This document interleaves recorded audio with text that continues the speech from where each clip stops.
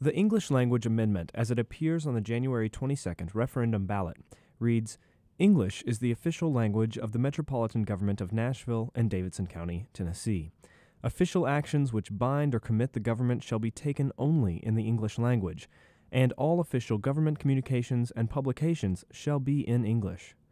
No person shall have a right to government services in any other language. All meetings of the Metro Council, boards, and commissions of the metropolitan government shall be conducted in English. The Metro Council may make specific exceptions to protect public health and safety. Nothing in this measure shall be interpreted to conflict with federal or state law. Nashville is one of the top 10 U.S. cities in terms of growth in its foreign-born populations. The city has become a significant resettlement site for refugees and competes nationally for foreign investment. How would the English Language Amendment, if adopted in the Metro Charter, affect the policies and services of Metro government? We spoke with 4 Metro departments to gauge the potential impact. Did anyone make it all the way through the 10 questions? The language of instruction in Metro Nashville Public Schools is English. All translation services are federally funded through the U.S. Department of Education, and federal mandates require public schools to meet the needs of students with limited English proficiency. The proposed English Language Amendment states that it cannot conflict with federal law. It appears Metro Public Schools' services to students would not be affected. Ultimately, I think Metro Legal will have to look at the guidelines and give us guidance, determine if anything needs to change. Currently, Nashville Public Schools has about 74,000 students total population. 14,000 of those kids, 14,000 plus, are considered NELB, non-English language background. We have like 43 translators that speak about 12 languages. For students, those translators are used to administer a native language proficiency exam, which allows kids to get high school foreign language credit. They are used to also look at native language literacy, which helps with placement. We have kids that can't read and write in their own language, and it's nice to know that to help with placement. They also help assist administrators and teachers in communicating and clarifying whatever information needs to be to inform parents of everything that's going on in the school pertaining to their child, as required by federal law. Each Metro department we spoke to said they would consult with the Metro Department of Law to understand how services could be affected with the English Language Amendment. The Metro Nashville Police Department, though the amendment states there may be exceptions in the interest of public health and safety, is concerned how the amendment could affect them. The police department does not deal in just the English language. There are victims of crime who are of Latino descent, who need our services, who look to us for help. And the only way we can help them is to communicate in their language. One police program that could be affected is the El Protector program, which conducts outreach to Nashville's Latino community. The El Protector program has been in place for a number of years.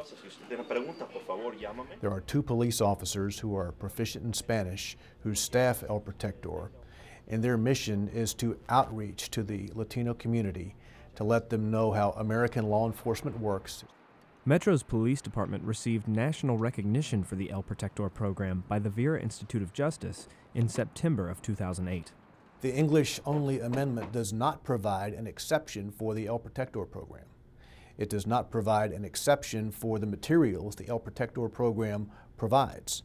There is language in the amendment that says the Metro Council can provide exceptions for public safety and public health, but those exceptions are not spelled out, and the Council has not taken any action on exceptions to this point. So seemingly, if the amendment passes as currently written, the El Protector program would be seriously damaged, if not eliminated. In the business the police department is in, we're talking about persons who have been seriously injured, who have been victims of crime, and there is an absolute need to have an outreach program to these persons, oftentimes in a language that is different from English. The charter amendment is a very serious issue for us, and we're going to be relying very strongly on legal advice, should it pass, on what we can do. Mayor Carl Dean has been openly opposed to the English Language Amendment. The mayor's office is concerned how the amendment could affect the city's image nationally and internationally. Nashville would be the largest city in the U.S. to adopt such an amendment, The Mayor's Office of Economic and Community Development says the English language amendment would impact how the city approaches potential for an investment.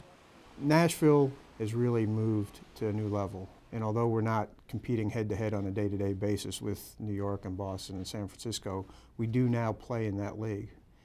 I think principally we would see some likely impact as we work with foreign companies that we're trying to recruit to Nashville, either relocations or growth of existing companies.